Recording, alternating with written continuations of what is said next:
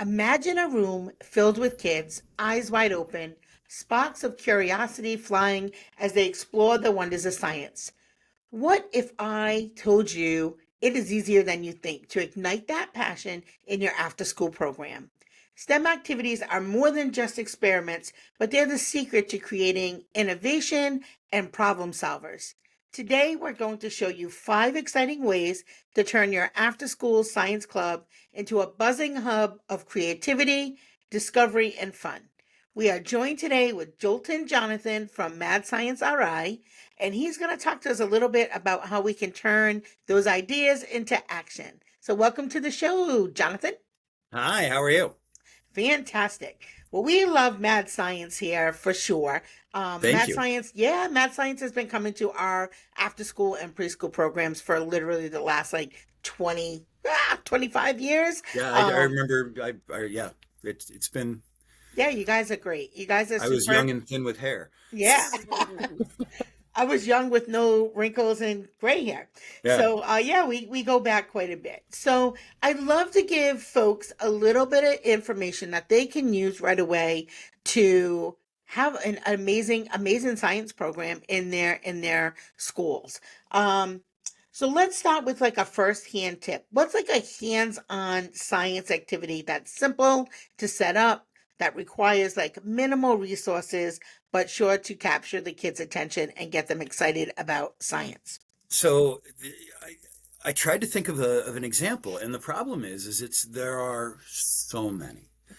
There are so many, and it really it depends on the age of the kids you're working with. Um, but for example, one of my favorites that I just suggest to people um, who call in and talk to us or something is just a saucer full of milk, a couple of drops of food coloring, and then you just take a toothpick or a Q-tip or a chopstick and dip in a little bit of dish soap. Place it in the milk, and you're going to get this amazing kaleidoscope of patterns because of the fats in the milk and the dishwasher and the emulsification. It's all going to swirl around. There's all sorts of things you can do. You can do balance experiments if you don't have science equipment. Have a kid stand against the wall and then have them look at when they bend over. Can you stand with your back fully against the wall, your legs against the wall, and bend down and touch your toes? No, because your body needs to change. I mean, just simple physics, broomsticks. The world around us is all science. You don't need anything. You can do science with the things around you if you're just a little bit creative. Yeah, I went to the Boston Museum of Science yesterday with my Hmm. grandkids, as you know, and they had an indoor playground, and it Hmm. was how seesaws work and how swings work. So you really truly can, and I know a lot of after school programs sometimes are, housed in the cafeteria of their local school, right? And so maybe if this is you, you don't have to, like Jonathan said, have tons of material. You just have to be intentional, look at what you do have for resources, and then look a few activities up. But I have always found the more mm, uh the more what's the word I want to use, like they love like when things are gross and they Hmm. love when things are messy. Yep. um or they love the anything with baking soda that just foams. They Baking love soda, that vinegar. elephant toothpaste. They love that stuff. As um much as, and I know that any grown up who's listening to this right now, slime. We all hate it, but kids love it, and it's so simple to make. A little bit of Elmer's glue, some 20 meal team borax that our grandparents used as a laundry detergent, and some paint, and you can make this amazing putty slime, all kinds of things. There's science you can do everywhere. Just get a child. I did a thing for a major sporting organization that sounds like a certain color that starts with R and ends with Ed, and things you wear on your feet under your sneakers. And they had us bring in all this science equipment for middle school and high school kids, and we brought tons of stuff. And I spent an hour talking about balance. because these kids could not, and they did not understand. You set a chair down. I'm sitting in a chair right now. If I go to stand up, I can't. I have to physically move my body forward. I have to move my feet underneath me. I cannot just stand up if I'm sitting back. And it's all because of balance. And there's things that are scientific that we take for granted because we've been walking since we were a year old. You're using balance every step. You're taking all your weight, putting it on one foot, Mm-hmm. swinging your other foot forward. If you can find a way to engage kids and explain that to them, it absolutely blows their mind. Yeah. All right. So let's think about tip number two. Okay. How can after school programs create a welcoming and engaging environment where kids feel comfortable in experimenting and making mistakes? Because sometimes science we have to make mistakes to see what the outcomes are going to be. And maybe specific strategies to foster curiosity and that mindset of hmm it's okay to make mistakes. That's kind of how we learn. Well, for example, in mad science, one of the things we do is everything is an inquiry-based method. It's what do we think is going to happen. We talk about the scientific method. We talk about observation, which is looking at things, hypothesis, which is the fancy word for guessing, and experimentation, which is the big word for try it. Scientists like big words. We don't look at things. We make observations. We don't guess. We hypothesize, and we don't try things. We conduct experiments. And we'll ask with almost everything we do, what do we think is going to happen? Okay, let's take that goal a little bit further. Is it going to be bigger, flashier? Or you mix the chemicals? Is it going to make a color? Is it going to get warm? Is it going to bubble? Is it going to explode? What's going to happen? But the most important thing, and I actually did this on Friday at a program, is I'll ask a question and kids don't want to answer because we unfortunately, and I understand why it happens and I Hmm. know exactly what's going on, but kids are afraid to guess. Kids are afraid to say I don't know. They're We focus on them getting the right answer, not the process of learning. So I have worked it into every program I do that I know your teachers don't always want you to guess. I know your grown-ups at home don't always want you to guess. But here now in this place for the hour that we're here, I want you to guess. And even more than I want you to guess, I want you to get the wrong answer. I don't want you to get the right answer. If everybody knows everything, there's no point in us being here. But if you get it wrong, the next time you know, and that's how we learn. Yeah. Learning is more about our mistakes and our missteps than it is about always getting things right. Yeah.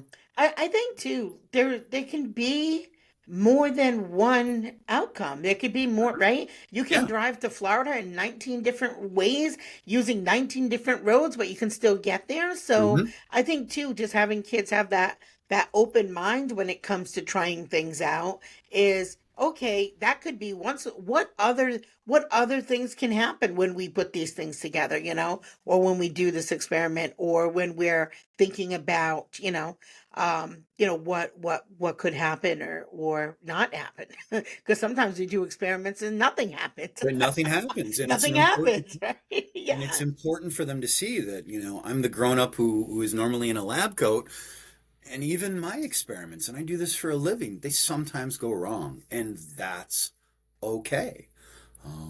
That's how we learn. That's how some of the best decision things that have been invented. Penicillin Yeah. was a mistake. The light bulb was a mistake. Yeah. The ice cream cones. They ran out of bowls and they had to take a waffle and wrap it. It's the hot dog bun. These are all mistakes and things that came out of just okay. We messed up. Yeah. How do we fix it? Yeah, problem solving skills at their finest. All hmm right.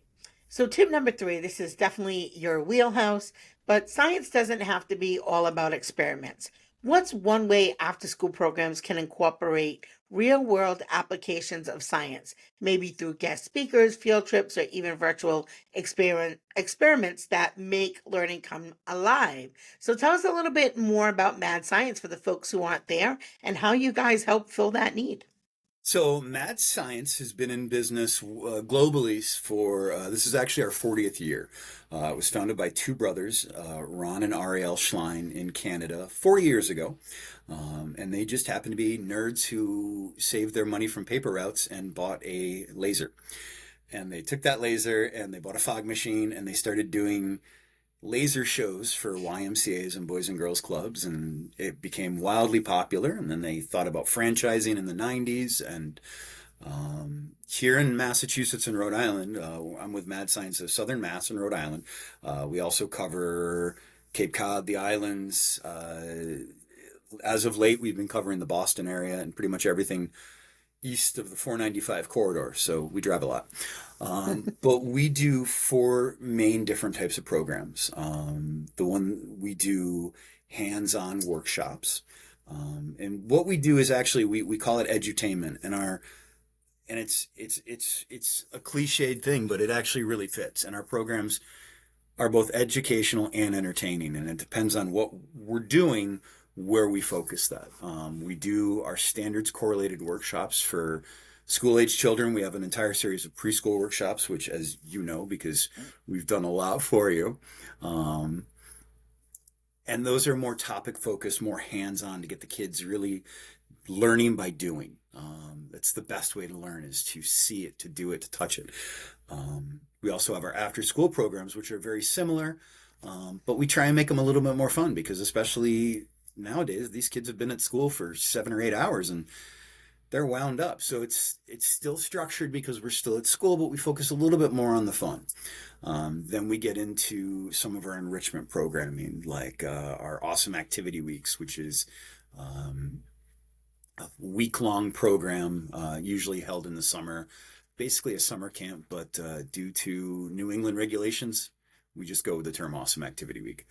And then we get into our big programs, like our birthday parties and our shows, which are very lots of wow, still a lot of volunteers, still completely questioning what's going to happen, where are we going, how are we going to do this.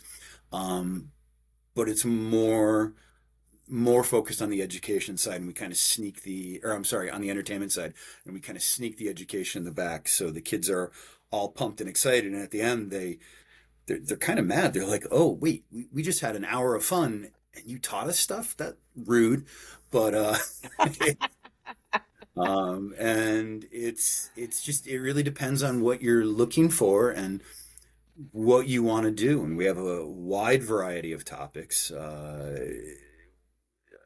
about 70 different hands-on workshops. We have 6 after-school programs. Each after-school program has 8 topics within that. 4 birthday parties, 4 different awesome activity weeks, 7 special events, and then we also have about 25 preschool workshops. We have 2 preschool shows.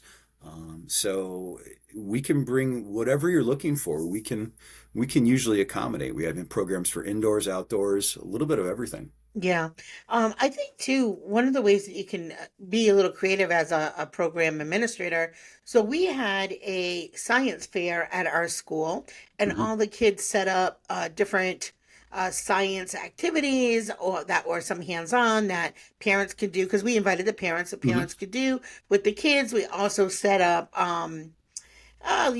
poster boards and, your traditional science fair. But we also had Mad Science come in at the end, and then they did a show, and the parents loved it as much as the kids. So it was really cool, made our school look like rock stars, showed really in a great way how we teach science at our school. The kids were able to showcase the things that they have done throughout the first part of the year. And the parents were also able to see the really cool folks that we have come into our center. And So, yeah. what's really fun about that is when we talk about science with kids, um, there's this misconception that I feel, and I know that everybody's opinion's wrong. My wife is a children's librarian, so we talk about this all the time. You don't have to. I refuse to talk down to a child. Of course. I absolutely, and there are so many adults and presenters and people who are like, oh, what do you think? Kids don't want that. And when I do shows, and I know that you've seen it, I try and make my shows as fun for the adults as it is for the kids because kids know I was a child a really long time ago. Uh, Yeah. and I even as a kid, I remember watching TV and being like, what does this person on TV think I am? Like, I'm not some kid. Kids love it when you talk to them, and you can do a science program that's just as engaging for the adults as it is for the children. Yeah.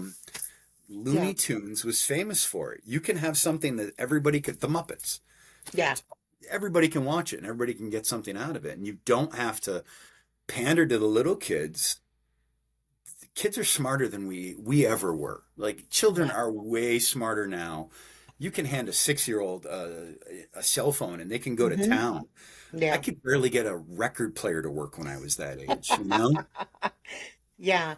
I think too, when you get the adults excited about science, they're going to continue to be excited about it and continue to bring it into their programs, Yeah. instead of just being like, oh, well, that was the 1 half hour thing, and then we're not talking about science again, right? So I think when you get the teachers excited about it, they'll continue to do it.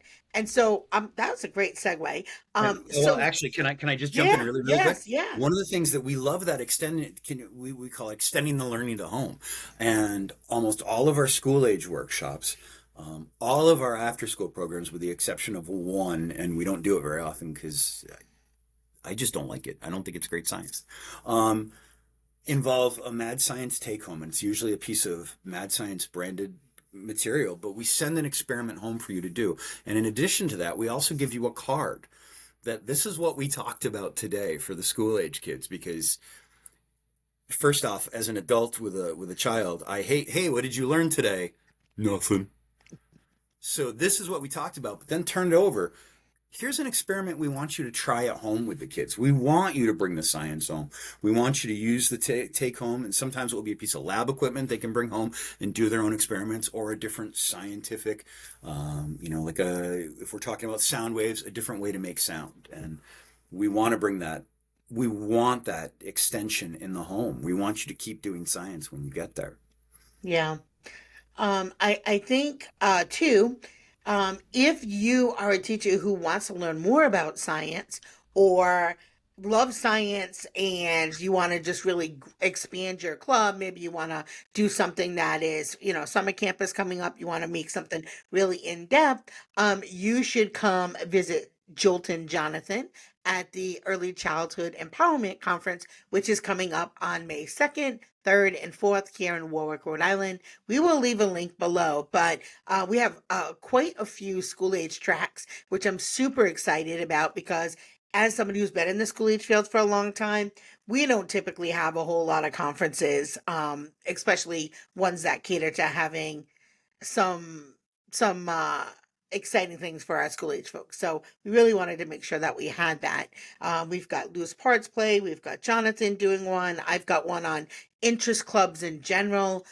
So yeah, definitely if like you're looking to kind of up level your game, whether it's science or just really just struggling with how am I getting my school age kids engaged, this is definitely a conference for you. So one last thing I want to ask you, What's and your then I'm going to have you give any extra words of wisdom that I didn't ask. But every club needs a little structure to keep things on track. How can after school coordinators plan curriculum or set up recurring activities that keep kids engaged without feeling like they're in a classroom? Because, like you said, they've been in school all day. How can we just switch this up a little bit to make it long term meaningful and excited about science? Because, you could do the, like I said, the one time volcano experiment. That's cool. They're going to love it. But how, because there's science, like you said, everywhere. How are we getting them interested to even just see, oh, that's science and that's science, just to understand it's all around us? What kind of things can we do? To be absolutely, completely, totally blunt, you have to be excited. Okay. There's kids read the room, and as an educator, you've got to read the room too. Mhm. And and I can't speak to everybody else, but I can tell you that when I walk into an after school program, Hmm. if I'm looking at these kids and they've got the wiggles, I might have not even might, I have my curriculum planned out. Yep. I have bullet points of things I'd like to get done. But you got to read the room and you've got to be flexible because there are times where I'm working with children and I'm like, okay, you know what? Before we even get started, let's just get up and walk around. Just let's work it out. Let's get the energy out. But then you want to build on things. If I talk about something, if we're doing, for example, we do a lot of after school programs, and each program is 6 to 8 weeks. We do, it can be any time, but those are our average 6 to 8 weeks. Hmm. Have a general theme, like chemistry, and then every week talk about something in chemistry, but find a way to build. Make it so when we do our Crazy ChemWorks program, the first class we do is called LabWorks, and we teach you how to use the equipment. And we give you a piece of equipment that you're going to use the next week, and that's for them to keep and make it build. But the most important thing is if you're teaching them how to use lab equipment, and they get excited, you might have another hour of curriculum planned. But if you've got a kid who's really excited and a whole group of children excited to oil and vinegar, Hmm. just the way that it works, if they're excited about oil and vinegar, Stay there. stay there. Stay Like, just let them go. Read the Yeah. room. Yeah. If they're really excited about something and they want to talk more about that topic, and you switch gears, Hmm.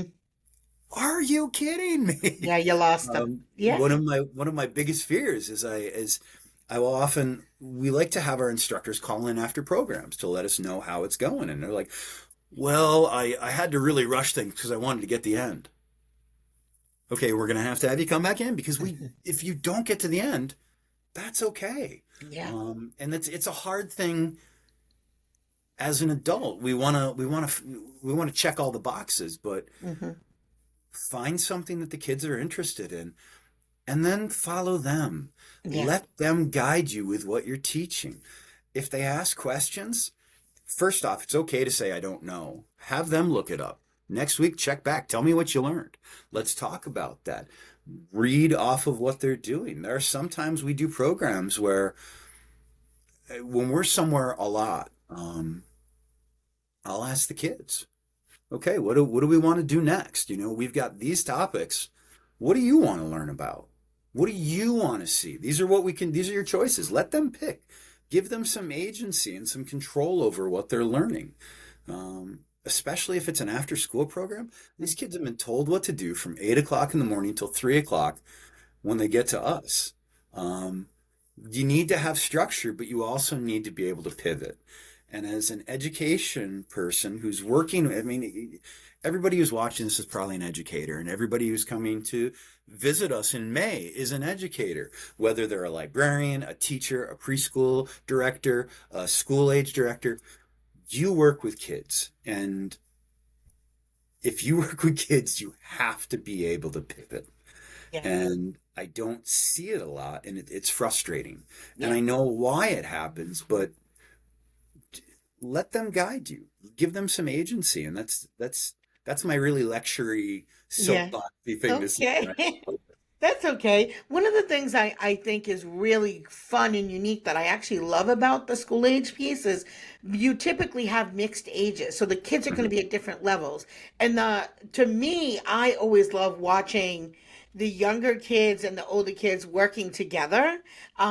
There's just some coolness that happens, and you'll see the young kids typically will be the ones with a thousands questions, but the older kids helping them through that experiment or asking the questions also is so great. And I think just going back to your what's your learning goal, right? It isn't to get, like you said, the goal isn't to get these 8 facts drilled in a kid's head. It's can they problem solve? Are they excited about science? Do they even understand science concepts? Those are the things. So whatever they're doing, and that's helping you reach those I goals. want So you to, yeah, we want you to learn.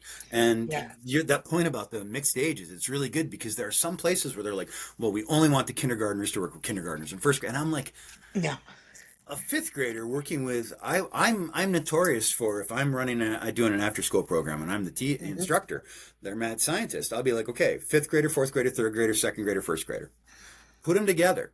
Yes. Fifth grader, you're my team lead because you watch that fifth grader and teaching something is the best way to learn something. Hmm. So as they're helping as you see this trickle down and they're trying to explain to the little kid and it helps them learn. So you're not losing the 5-year-old, you're not boring Yeah. the 7-year-old. Yeah. It's just it's a great thing. I absolutely love it. And it's not so necessarily much about it's just getting you excited to learn.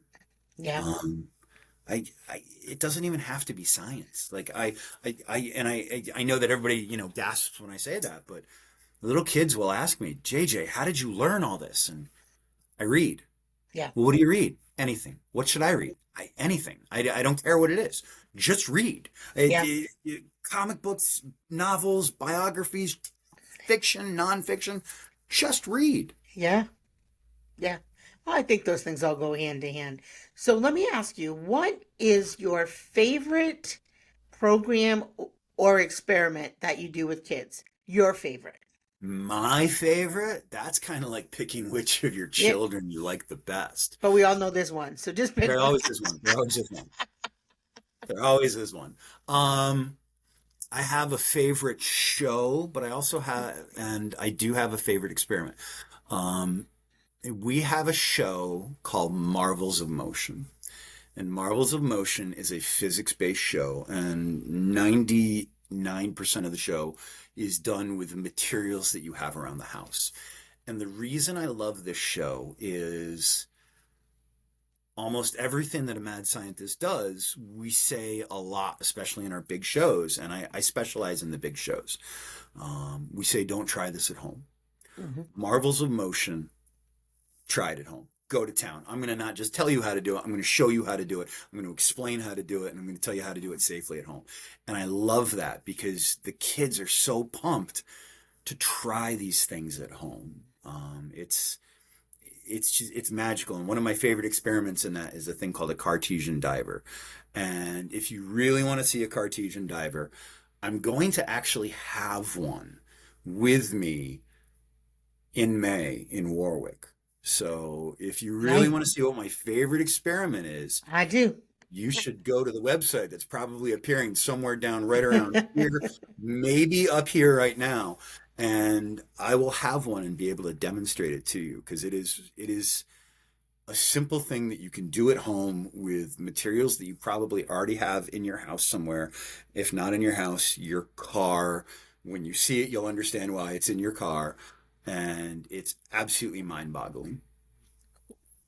And how about your least favorite experiment or show? Um, So here's what's great about being Jolting Jonathan is I've been doing this for 18 years. So if there's something I really, really don't like, and I have a really good relationship with the current owner, and all kinds of things like that, I just don't won't do it. There There? are there, but I am and this is going to make a lot of people gasp and there's going to be clutching of pearls and everything, but I absolutely hate slime. Okay. I hate slime, and even more than slime, I detest making cotton candy. And we make cotton candy sometimes to explain centripetal force, Hmm. uh, the melting point of sugars, how Hmm. the sugar changes form. We do it as an add-on. And if you've ever made cotton I candy, have. you In my hair, on my become. arms. Yeah. So Yeah. this is just a big cotton candy trap. It You spend days sneezing out pink Yes. cotton candy. I loathe cotton I can candy relate. I can relate, Jonathan. to I the to can the relate. point where it's become a joke. Not it's been known in the mad science world that there are about 2,000 mad scientists around the world, and every 2 years we get together in Montreal, and people I've never met will be like, "Oh, you're the cotton candy guy," and I'm like, "Yeah, I love it. I love yeah, it. yeah." Oh, thank you so much No for being problem. a guest. We're super excited to have you. And for those of you who are listening, if you're ready to take your after school program to the next level and bring hands-on science to the lives of your students, then we invite you to join us. Come see us at the Early Childhood Empowerment Conference on May 2nd through the 4th in Warwick, Rhode Island. It's a weekend full of opportunities, growth, and connect your passion with all the rest of the teachers. We're going to have a great time. And as always, remember it's the small details that make a big impact on the success of your childcare business. Thank you for tuning in to the Childcare Directors Chair podcast. See you Thank you later. very much.